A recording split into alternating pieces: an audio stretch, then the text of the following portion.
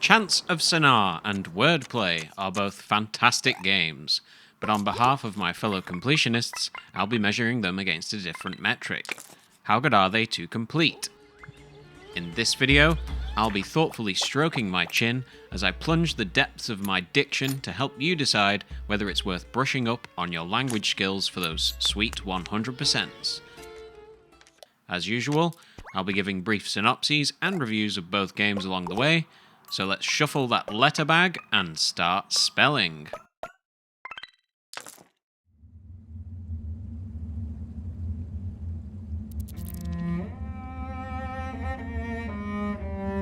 Upon continental sands rest the foundations of a monumental ziggurat, housing the cultures and tongues of many a people.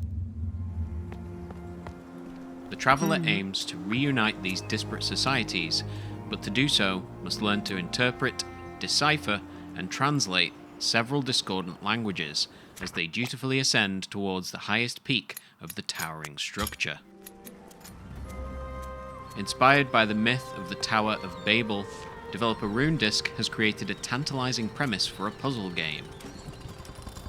Emerging from the bowels of the most ancient district, the player is exposed to rudimentary glyphs and symbols hewn into the dusty stone walls, and are left to insinuate their meaning. What follows is an open-ended mystery built on deriving intent and purpose from the environment through the implied context of diagrams and mannerisms in a point-and-click adventure-style format. Before long, simple phrases extend into back-and-forth conversation in a beautifully fluid process of trial and error. The user interface is designed to allow the player to input their guesses into a dictionary of sorts, which then imprints onto words spoken by other characters to instantly give feedback on the validity of their deductions. This is nothing short of a fabulous process, removing all friction between the player and their goal to create seamless immersion with the setting, which itself makes use of a striking colour palette with distinct identities between the various main areas of the game. The difficulty curve climbs at the same rate as the player does through the tower, with brief stealth sections to offer moments of variety while letting the player's latest ideas gently simmer in the back of their mind. I could easily gush further about the level of care and attention that has been clearly taken in designing the game's fictional languages, but to do so would threaten to rob anyone of the same brilliant experience. Hiding under Chants of Sennaar is, dare I say, a perfectly crafted puzzle where the player cleverly inhabits the shoes of a translation expert for 10 hours or so. If my description has raised a curious eyebrow, I thoroughly endorse delving into the Mesopotamian region of Sennaar for yourself. Completing Chants of Sennaar is an absolute dream. There's no point being coy about it. I'm giving it the full 5 stars. Only thing you need to be aware about are the 2 different endings that you need to get, so one for each, and you can see that the achievement rates on both these are above 50%, so loads of people get all the way through the game anyway and do both endings. You just need to know that the first time you have access to the top of the Citadel, you just need to push through and get the first ending before you've unlocked everything else.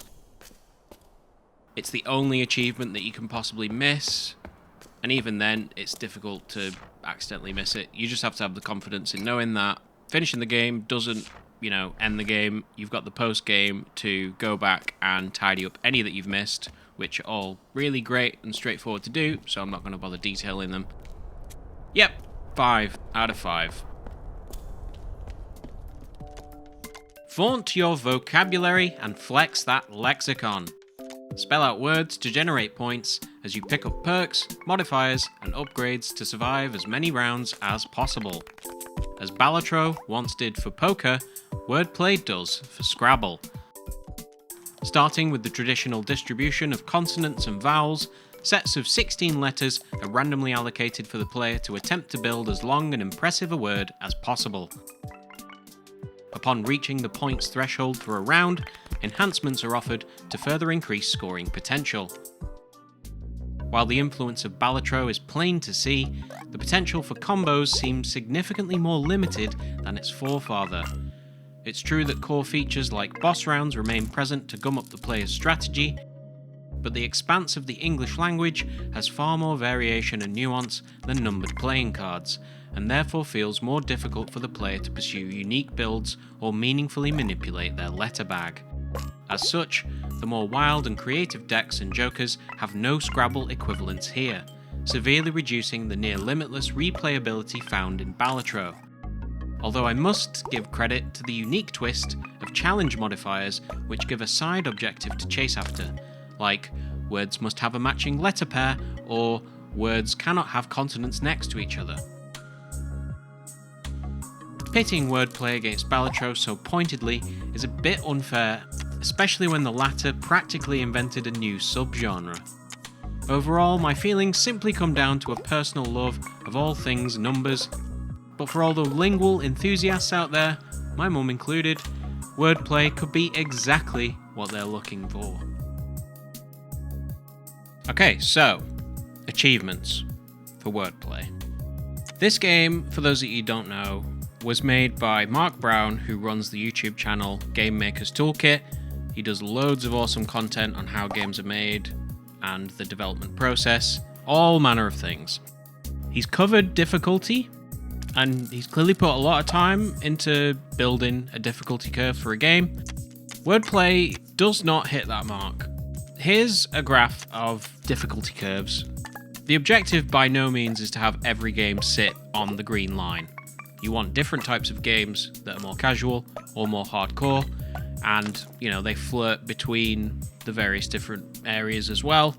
What Wordplay does is you have the easy mode, medium, hard, legendary, which are all pretty loose. There's synergies to build with the modifiers, but as long as you've got a decent vocabulary and you're building longer words, you're able to get through them. I was able to do most of them on the first attempt. I'm not trying to flaunt. I'm just saying that's how it went. Marathon mode, I think, hits the nail right on the head. That is exactly where you want this game to sit. You do actually have to pay attention to building a little bit of a synergy. You can pursue all these different avenues with the different types of tiles and create your own little strategy that gets you there. Awesome, great, love it. Ultra Marathon, absolutely way off the mark. For a game that cares about making words, Ultra Marathon no longer matters what words you're making.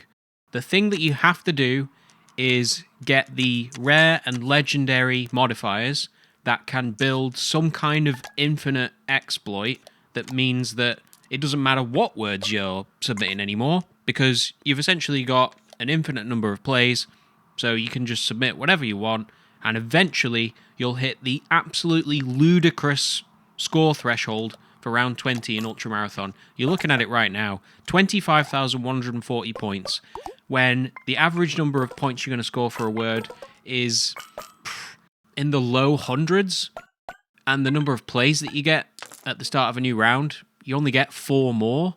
By the time you're hitting sort of round 10 to 12 in Ultramarathon, if you're going for a conventional strategy, you'll just drop off a cliff in terms of your ability to keep up with the score threshold as it goes up. You're not even close to getting round 20 to beat Ultramarathon. You have to be using strategies along the lines of this build. I was able to build up my refreshes. I've got the one where whenever I exhaust an upgrade, I get more refreshes. I then got a legendary modifier, which when I sold it, converted my refreshes into plays. And I had 99 refreshes, so I got 99 plays. That's the reason I'm able to beat Ultramarathon. I've got all my points and multipliers, so I'm scoring a decent number of points. And I'm just holding out. I'm going to get pretty close to running out of plays here. Other ways are the modifier here that gives you a random upgrade if you've got 8 or more tiles. There's another modifier where whenever you sell a modifier, you get plays equal to its cost. You basically just infinitely generate more modifiers to then sell as long as you're making a word that's at least 8 letters. There's a few variations on that, but they always involve really rare modifiers, so you're just going to have to reset your run over and over again to get half of one of these combos, and then start playing through Ultramarathon hope you get the other really unlikely modifier that you need to build the infinite combo, and then you're away. Doesn't matter what words you're playing, so the game itself is just completely broken. The score thresholds need to be reduced massively, or, I mean, I was going to say you can axe Ultramarathon, but the game's released now, it's too late. So, just poor. I'm sorry, it's just poor. Then, after you finally beat Ultramarathon, you're greeted by the achievement Can't Stop Winning. And at this point, you've probably only beat the game 8 times. So, you have to play through, and I did it on easy mode, but it's still just... you got to play through the game like another 40 times just to get this one achievement. You know, that's just a massive grind on top of a really frustrating difficulty spike. So that's really bad as well. And then we have some achievements which are actually skill-based, which sounds really mean-spirited, but, you know, I'm not mad, I'm just disappointed. So, first one we're looking at is A to Z, which is for completing the challenge modifier A to Z. For this, you need to submit a word in sequential order that contains the letter A, then one that contains the letter B, then the letter C, and so on and so forth. Strategy for doing this, you want to try and basically build up a backlog of letters. So you can see I'm using the bottom row of the screen to hold B, C, D, and E, so that I submit a word with an A in it, and then I'm already set up for the next, 4 words, and that gives you some time to find the rarer letters. So at the start, in the first half of this, you're going to be holding back H, J, K, and then as you build up towards those, you're going to make sure that you hold back the Q, and then you're into the latter half of the alphabet, so W, X, Y, Z. Best way to approach this as well involves keeping an eye on the letter bag, so you need to be aware that as you submit words, they don't go back into the letter bag, so you don't want to also accidentally submit, for example, all the N's before you need to submit a word with an N in it, and then you have no access to it, because it won't matter how many refreshes you've got to try and dig for it, you literally can't dig for it. So just be aware as you're going through, you need to, have a little bit of awareness of which letters you're using as you go along, even the most common ones. The more refreshes, the better, really. I'd say of all the challenges, this one actually feels like I'm having to, be tested by the game's rules. You're having to manipulate your odds. Maybe you're duplicating some of the rarer letters in anticipation of this challenge. Yeah, it's solid. The next achievement is Mouthful. This is for submitting a word with 2 plus tiles. So I think it's a legendary upgrade, gives you a single plus tile. You have to get it twice, which as a legendary modifier, it's getting a little ridiculous statistically that you're going to randomly stumble upon that. Alternatively, duplicate the plus letter tile, wait until you've got both of them in your hand, and then just submit any old words with the plus tiles in between them. We're going to kill 2 birds with 1 stone on this last pair, so we're going to combine Wildcard with Beyond Incredible. So, you need to make a 20-letter word, and the more astute among you will notice that you only have up to 19 letter slots, and that's with both extra tile slot upgrades. So, how do you get to 20? Well, the answer is you get your hands on either the ERS tiles or the ING tiles, which I believe are both uncommon upgrades that you can take, and those count as 3 individual letters when submitting your word, so that's how you get to 20.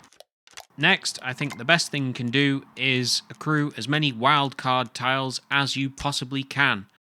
The wildcard upgrade, you get a pair of them, so you can either take that as often as you can, or you can find ways to duplicate the wildcard tiles, and then you want to set it up so that you've got as many of these wildcard tiles saved up. So submit words with the normal letters as far as you possibly can. So you can see here, I think I have, 9 wildcard tiles, and also, of course, an ERS or an ING tile. Then you need to know some 20-letter words, and I don't know about you, I don't know any 20-letter words off the top of my head. One particularly excellent member of the community has created a handy tool that you can use to test whether you have a 20-letter word available to you.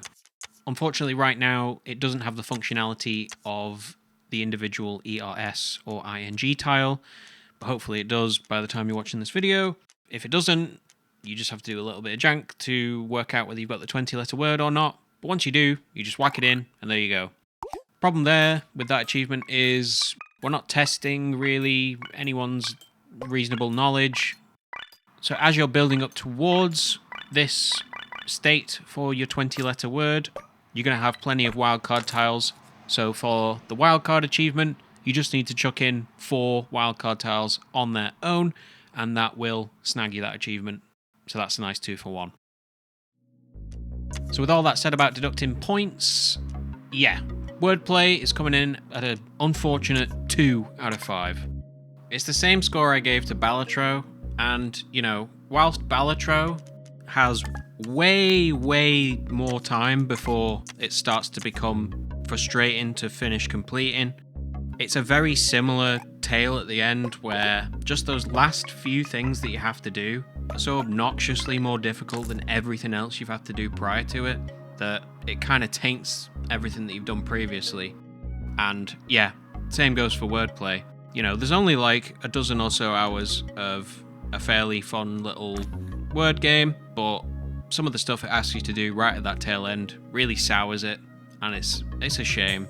Sorry, Mark. It's getting a 2. So, there we go. Just about squeaked in a couple more games before the end of August. I've got the update for Drop Duchy, new content and achievements for that to cover. I don't know what game I'm going to pair with it yet, but yeah, that's coming down the pipeline, so keep your eyes peeled for that one. Thank you for making it to the end of the video. Hopefully I've either made you aware of a couple new games for you to have a little peruse of and give a go at, or if you were stuck on the last couple hardest achievements, I've helped show you how to do those. Oh, and don't forget to click some of those feedback buttons for me. Very helpful. Appreciate it a lot. So yeah, see you in the next one.